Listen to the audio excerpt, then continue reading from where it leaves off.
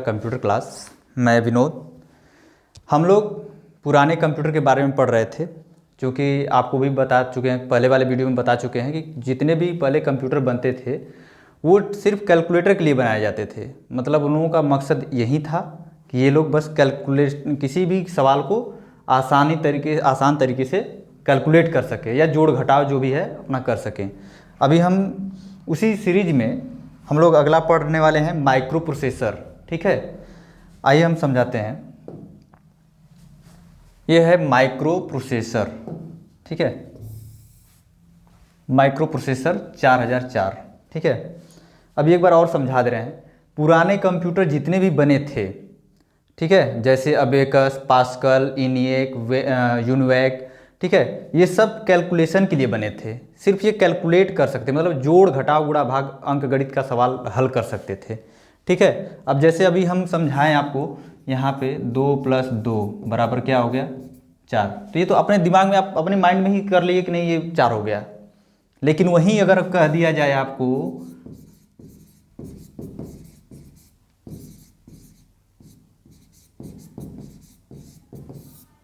चलिए अब इसको जोड़िए, तो आपका माइंड अब इतना आसानी से जोड़ नहीं पाएगा, या तो आपको कॉपी पेन की ज़रूरत पड़ेगी।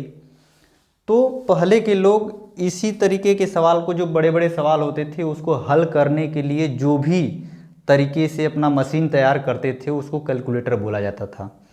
क्योंकि मैं पहले भी बता चुका हूँ कि कंप्यूटर का जो हिंदी होता है वो, उसका हिंदी होता है गणना करना। ठीक है, गणना करने वाली मशीन है ये। ठीक है, तो अब उसी जो जितना सीरीज पढ़ा चुके हैं उसी सीरीज में एक है माइक्रो प्रोसेसर। पहले जो मशीनें बनती थी, बहुत बड़ी बड़ी मशीनें होती थी, उसके बाद धीरे धीरे टेक्नोलॉजी बढ़ती गई, तो अब उसमें क्या है कि सिस्टम में बदलाव आता गया। ठीक है, तो अब एक प्रोसेसर है माइक्रो प्रोसेसर 4004 के बारे में बताने जा रहे हैं।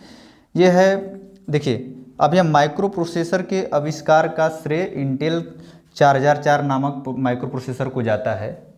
ये एक इंटेल कंपनी है। इंटेल कंपनी का नाम आप लोग जानते होंगे, क्योंकि ये बहुत बड़ी कंपनी है, पूरे विश्व की बड़ी कंपनी है, और ये प्रोसेसर बनाती है।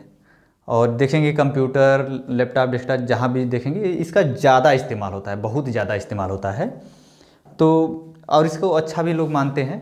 तो इंटेल कंपनी जो है ना, 1969 से 1971 के बीच में इसका आविष्कार किया था, क्योंकि जापान की कंपनी थी बिजीकॉम कंपनी जो है कैलकुलेटर बनाती थी, तो इस प्रोसेसर के लिए ऑर्डर की थी, माइक्रो प्रोसेसर के लिए ऑर्डर की थी इंटेल कंपनी को।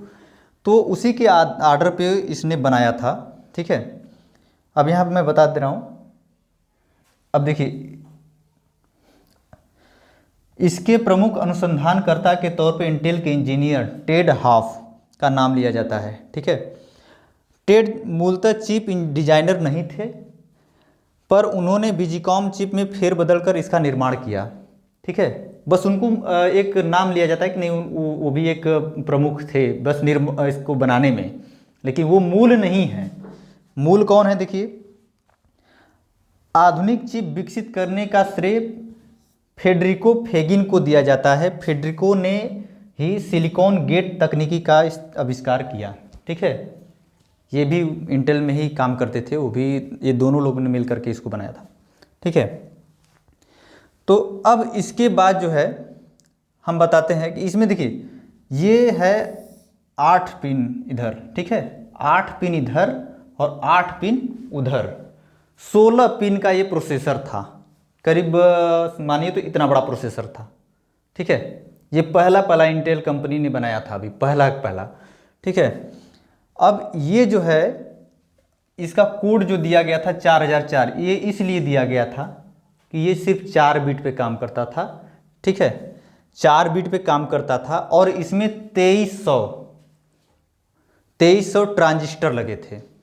इसमें इतना तरीके से फिट किया गया है, बहुत बारीकी तरीके से फिट किया गया है। इसमें 2300 ट्रांजिस्टर लगे हैं, फिर भी पता नहीं चल रहा है, और इतना बड़ा है। ठीक है, अभी ये धीरे धीरे इसका जनरेशन चेंज होता गया, और धीरे धीरे आगे जा कर के कंप्यूटर का रूप ले लिया। तो हम अब ये देखिए, ये प्रोसेसर जो है इसी कैलकुलेटर में लगा था। अब ये देखिए, ये कैलकुलेटर कितना बड़ा हो गया है, देखिए ये कैलकुलेटर कितना बड़ा हो गया, आप लोगों को समझ में आया? नहीं समझ में आया? आगे बढ़ें, चलिए। अब देखिए उसमें क्या था, उस प्रोसेसर में सेक्शन बना हुआ था एक तरह से अंदर। ये देखिए इनपुट, ठीक है, आउटपुट, मेमोरी यूनिट, और ये है सीपीयू, सेंट्रल प्रोसेसिंग यूनिट, ठीक है। अब इसमें भी 3 भाग है, एएलयू, कंट्रोल यूनिट और रजिस्टरी अरे। अब इनपुट डिवाइस क्या है हम आपको पहले भी बता चुके हैं, हमारा पूरा पहले का वीडियो देखेंगे तो उसमें इनपुट डिवाइस के मैंने बारे में समझाया था। इनपुट डिवाइस क्या है, आपका कीबोर्ड है, माउस है, ठीक है। तो ये इनपुट डिवाइस है। तो अब यहाँ से आप जैसे हम समझाए थे ना, यहाँ पे देखिए, यहाँ पे बटन लगा हुआ है, देख रहे हैं ना, हम बताए थे ना कीबोर्ड माउस जो भी है सब इनपुट डिवाइस है। तो उसी के माध्यम से आप इसको आदेश करेंगे, ठीक है। आदेश करेंगे जब इसको कुछ भी डालेंगे तो ये क्या करता है, पहले आता है कंट्रोल यूनिट में। कंट्रोल यूनिट सबको कंट्रोल रखता है, किसी को कुछ नहीं करने देता है, सिर्फ ये अपने हिसाब से चलाता है इसको सबको। तो पहले कंट्रोल यूनिट में आता है ये डाटा, यहाँ से समझ में आ रहा है? ना समझ में आया तो बताएं, फिर से बताएं।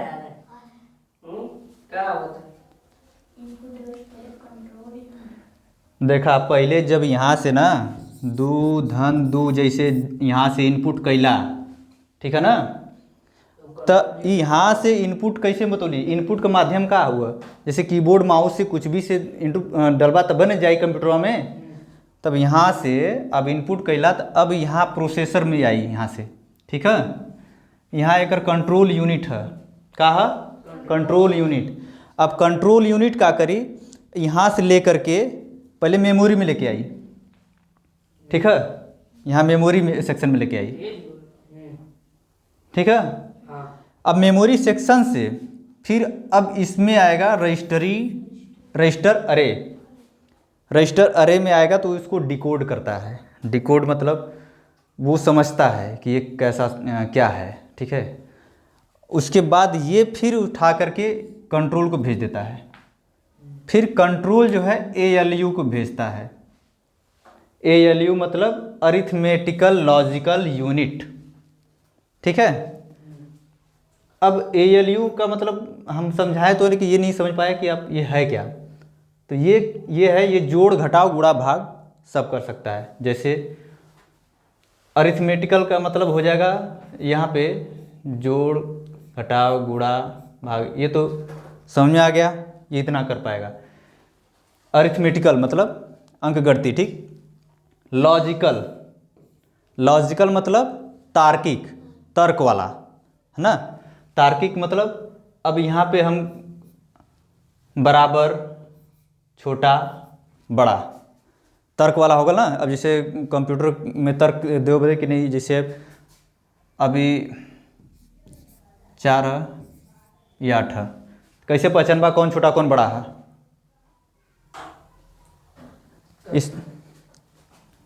इसमें वो चीज़ बनाया गया था, ये लॉजिकल के द्वारा अपने ये पता लगा लेता था कि कौन सा छोटा है और कौन सा बड़ा और कौन सा बराबर। ये ढंग का तर्क भी ये कर सकता था, ठीक है।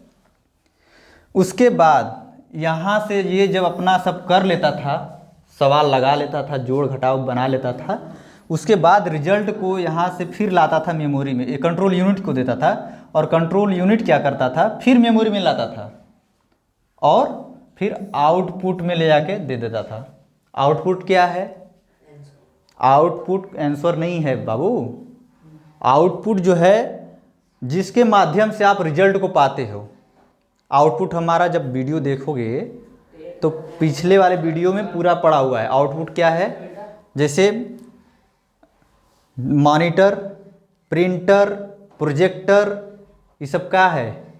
आउटपुट, जौने के माध्यम से हम रिजल्ट देख सकते हैं। समझ में आया कि नहीं? अब जैसे ये क्या है, जैसे एक तरह से समझिए तो ये आउटपुट है मेरा मॉनिटर, मैं इस पर देख रहा हूँ रिजल्ट। है ना। ये जैसे एक कैलकुलेटर है ना, ये हो गया क्या है, इनपुट का सेक्शन, है ना। यहाँ से हम वर्ड को क्या करेंगे, इनपुट करेंगे। इनपुट मतलब अंदर रखना, ठीक। अंदर जब दबाएंगे बटन तो उसके बाद इसके अंदर जो प्रोसेसर लगा है प्रोसेस करेगा, प्रोसेसर का समझा भी दिए हैं, प्रोसेस करेगा और रिजल्ट के रूप में यहाँ से ये उस पर पेपर पे प्रिंट करता था। पर अभी भी देखते हैं एटीएम, कभी पैसा निकालने जाते हैं तो एटीएम मशीन, स्वाइप मशीन देखते होंगे। स्वाइप मशीन ना जानला, स्वाइप मशीन जो में एटीएम लगा के खटाक से ऐसे करियन, पैसा निकलियन तो क्या ओकर संगवा फड़फड़ा के पर्ची निकली, अब फाड़ के तुरंत थमा दिया ला बिल। समझ आल कि ना भी। तो वो वाला पर्ची वाला सिस्टम था, ठीक है। वो रिजल्ट के रूप में, आउटपुट के रूप में दिखाता था। अब समझ में आया कि आउटपुट क्या है, इनपुट क्या है।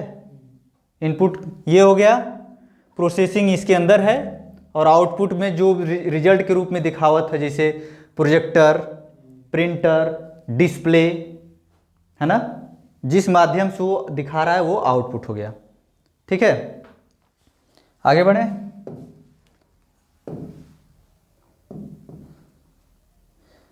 चलिए, इसमें कुछ अगर नोट बना तो नोट बना लीजिएगा, ठीक है। ये हमारा हो गया माइक्रो प्रोसेसर। अब इसके आगे हम लोग पढ़ेंगे कंप्यूटर का जनरेशन, ठीक है। चलिए, थैंक यू। अब हम लोग पिछला सब कुछ पढ़ लिए हैं, ये सीरीज पूरी हमने पढ़ा है अब तक, ठीक है। अब यहाँ पे हम दिखा देते हैं आपको, एक बार देख लीजिएगा, बस रिवाइज कर लीजिए। अबेकस के बारे में पढ़ लिए हैं, पास्कल कैलकुलेटर के बारे में पढ़ लिए हैं, difference engine and analytical engine, जिसको चार्ल्स बेबेज भी कहा जाता है, एनालिटिकल इंजन को चार्ल्स बेबेज भी कहा जाता है, इसके बारे में हम लोग पढ़ लिए हैं। सेंसस टेबुलेटर के बारे में भी पढ़ लिए हैं। ABC Etna soft berry computer, इसके बारे में भी हम लोग पढ़ लिए हैं। मार्क फर्स्ट, इसके बारे में भी हम लोग पढ़ लिए हैं। ENIAC electronic numerical integrator and calculator के बारे में भी पढ़ लिए हैं। यूनिवैक यूनिवर्सल ऑटोमेटिक कंप्यूटर, इसके बारे में भी हम लोग पढ़ लिए हैं। और नेपियर्स बॉर्न के बारे में भी हम लोग पढ़ लिए हैं।